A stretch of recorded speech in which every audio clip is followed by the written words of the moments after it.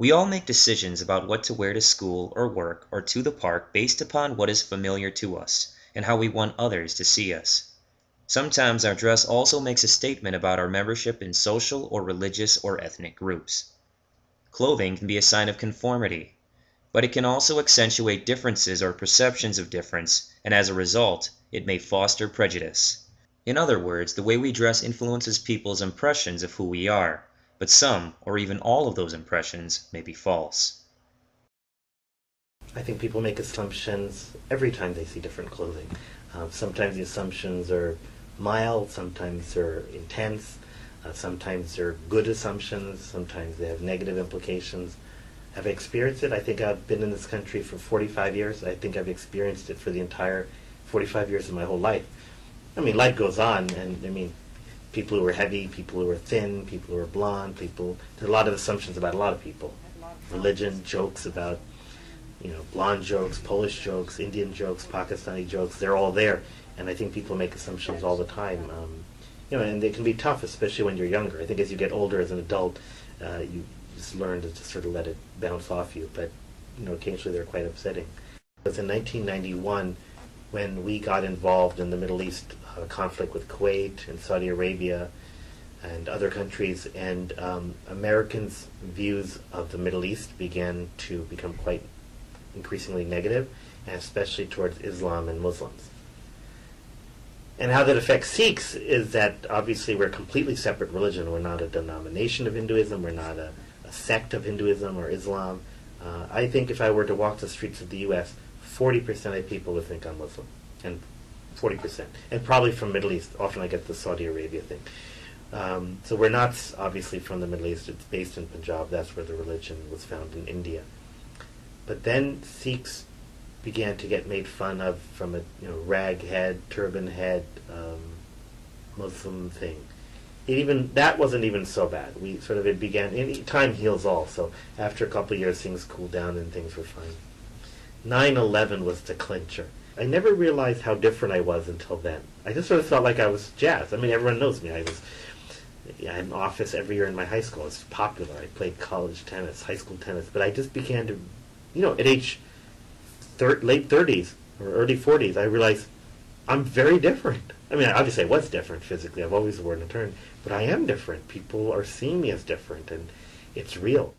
I get a sense that because I don't cut my hair and therefore it's not very modern styled, or just that, even if I'm wearing Western clothing, that will tell people, or rather they'll assume that I am very conservative, that I'm probably an old-fashioned woman, and when I mean old-fashioned, I mean someone who doesn't have a voice, doesn't stand up for myself.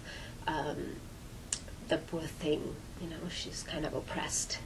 And I get the sense very quickly that people just draw all this just from that. And that to me is very interesting because I'm not any of those. From that same point of view, it's all of those things.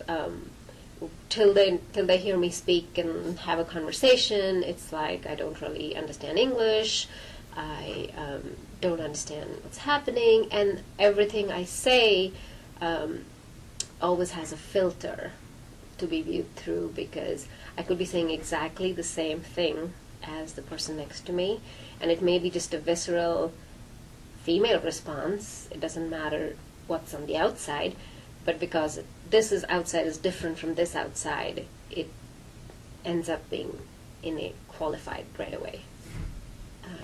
I always think that when I dress this way, it adds a distance. For example, my daughter has a mother-daughter book club that we go to, and it's on Sunday afternoons, and Sunday mornings I'm at my Gurdwara, at our place of worship, and so often we just race home and have a meal, and I usually end up going the way I am. And I always feel that those afternoons, those same women that I meet through the rest of the week, when I'm wearing regular sort of Western clothes, that the conversation flows easier in some ways. that when I walk in wearing something different, despite having known me now for a while and seen me, that it seems to just place a little distance. My daughter and I will often get mistaken for being Latina, Hawaiian, something else. It's interesting that very few people say Indian for some reason. I'm not sure. But even walking beside my husband or my son makes a difference, and I see how they get treated, and that's upsetting. You know, we were just coming back from our vacation, and we've been through this airport many times. And recently they've started to pull my son aside to have him tested because bulky clothing is going to be tested. And so my husband's turban, you know, we just laugh because having a science background, we're aware of what random is. And definitely the checking is not random. But now they're pulling my son, who's about, not even 10 yet. And he has a patka on his head. And it's actually, it's pretty skin tight. Like it's just a scarf and it's his hair that's over here. And he doesn't ping through the scanner. But they pull him aside to test him and test his hands. And I look at his face and I am wondering what he is taking. And I look at the faces of those people who are checking and wonder why they think that, who are they fooling? And it's primarily themselves that they're doing a job because it makes no sense. And so that's the really, really negative aspect of appearance and how it gets used without any meaning to actually be oppressive. Other people being oppressive just because you look different or you wear something that's different. And to me that, it's gone from the how exotic to, oh, you might be dangerous. And while I didn't really appreciate the how exotic either, this I definitely have a problem with. And it's, it's a hard thing to explain to people. So they used to the Somalis wearing the big hijab and big gown, and so for them to see, and I was wearing light green jacket and white, kind of off-white skirt. The way that I was dressed give an impression that I am different from the people that they have intention with, and their reaction to me was very positive, although they were very, very adamant about we can't handle these Somalis and Mexicans. We want you to keep them in the Twin Cities area, in the metro area. Why are they coming into Wilmar, and we don't want them in our backyard? So it was their reception from just seeing how I dressed. What was positive in a way that even they stayed, and that was what the manager there said.